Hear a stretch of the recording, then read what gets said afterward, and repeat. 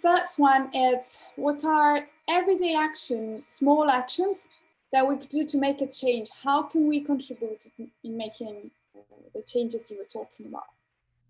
So one of the things, specifically through the lens of supporting women, I know the topic of this conversation is that we need to be good to each other.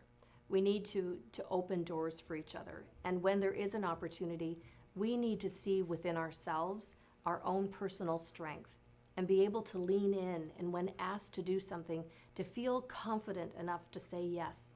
Now, the reality is, we're not always confident about our actions, and sometimes we think that, oh my gosh, maybe I'm not qualified to do this.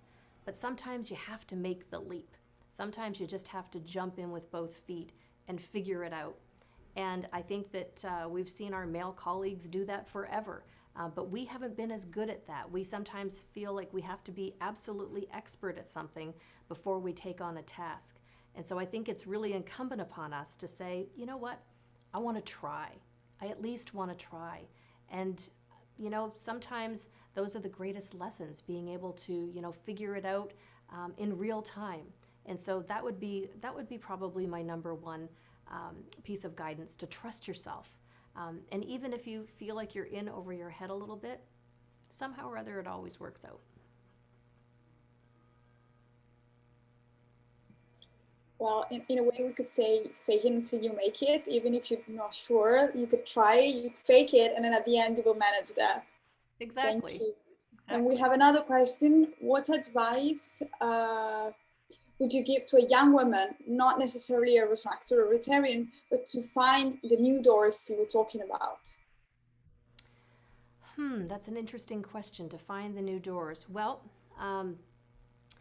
you know what, I'm going to bring it back to the topic of mentorship that I talked briefly about, and finding someone that you respect, that you admire the path that she has taken, or that he has taken, for that matter. As I mentioned, most of my mentors have been men, but to look to someone that you aspire to be like, that you respect immensely, and to ask them for some time together. To be able to, on a Zoom call, have a cup of coffee, share some ability to, just have dialogue with each other. Now, mentorship, I believe, is something that is, and we don't talk enough about this, is that we look at it quite frequently from a perspective of hierarchy, where I really believe that a mentor-mentee relationship is more about cross-mentorship. At least that's how I believe we should approach it, because we have so much to learn from each other. And certainly from I'm 53, but to sit with a woman who's 33, we can learn from each other, because, the world changes and things are different in the times that we're living in now.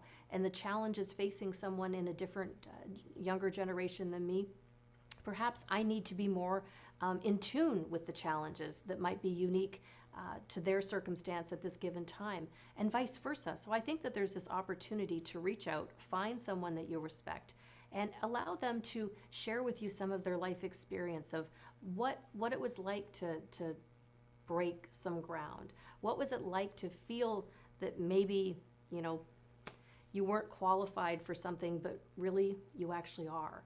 So having that opportunity to, I think, talk with someone and to ask for their guidance, I think that's a great first step.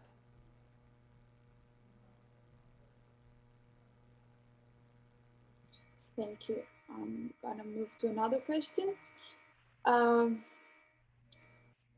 It is kind of similar, but I guess there is a shade of difference that it's really focused on the second question. So what is your suggestion to a young generation of leaders that might often feel like they have no choice? Say that again. Part of it broke up for me. What is a suggestion to a young generation of leaders that might often feel like they have no choice? So I'm not sure what they have no choice for. I'm not sure I'm interpreting the question properly. So for a young leader that doesn't have choice, I don't know if there's a way to expand upon that. I'm not sure what the nature of the question is. what we could do is to ask to the people who wrote that to comment on that, and we can move to another question. Sorry. How about the social and cultural gender equality, such as looking after household and kids, and how make a lasting change in that aspect? And how can Rotary International help in that? This is a question coming from Canberra. Yeah, it's a challenge. I mean, I've been reflecting upon this myself, particularly over the past couple of weeks, as a female leader who is on Zoom calls multiple times a day, meetings that I'm having every day, trying to prepare for global leadership, which is a huge undertaking with a lot of planning and a lot of organizational stuff. But I hang up the phone and the Zoom call and I go into the kitchen because I'm going to make dinner. Or right now I'm looking at how to make sure that all of the Christmas presents are organized for the upcoming holidays, and different plans that a lot of times fall upon the female partner in a relationship, or that those are things that sometimes are just part of what we do. And as women, we multitask on a lot of layers. That's not to suggest that there are not men who multitask. I don't want to suggest that for one moment. Obviously, there's great balance, and that equal nurturing that I talked about, where the story I referenced with Gloria Steinem, trying to achieve that. And I think one of the things in our own lives is, as we look to create balance, and I will be the first to tell you that I struggle with balance all of the time, being able to find personal time just to be able to take care of yourself, to work out, to be mindful, to meditate, to read. Sometimes we put a lot of those things to the side in order to take care of everyone else, or to take care of the deadlines that we have in front of us, and the things that we have to do or think we have to do. I've been struggling with that myself, trying to figure out how do I have better life balance. And quite honestly, one of the things that I know is taking a little bit of a hit right now is my response rate to emails. I can't keep up with the volume. And so part of me has just had to say, okay, I'm going to set aside these times, but then other times, when I hang up this call today, the rest of my day is going to be baking, and I don't get a chance to do that. And but I've said, what, all of those important questions are going to wait till tomorrow, because I'm going to do something for myself, and I'm going to share it with my husband, and we'll pour a glass of wine, we'll listen to some music, and we'll have some good quality time together. And so I think creating those opportunities, we have to be more intentional about being kind to ourselves, and understanding that, there's a lot of things that are coming at us, but sometimes something's got to give, and not feeling badly about that, I think, is probably the most important part. But again, it's a work in progress. I think at every step and every stage of our lives, we try to get better at it. And I can't say that I've mastered that part of my life. Thank you very much. We have other questions, but I'll try to put them all together in maybe last two questions. Sure. So, what are some suggestions to combat the good old boys mentality of many of our male Rotarians? And they're not necessarily older generation, but even younger. Let me answer this with a brief story. When I was serving as a district governor nominee, I hadn't assumed the role yet. The district that I belong to is an international district with clubs in both Canada and the United States. And I traveled over to visit one of these clubs at the invitation of two assistant governors who wanted me to come to a club that used to be a real powerhouse, but they had dwindled over the years. And one of the hallmarks was that they never had permitted women to join their club, and so consequently they had dwindled down to under 10 members. It was quite staggering. So these two gentlemen, assistant governors, had asked me to come over, and they wanted me to share some stories, to put the human face on what our membership could look like, what membership in their club could look like.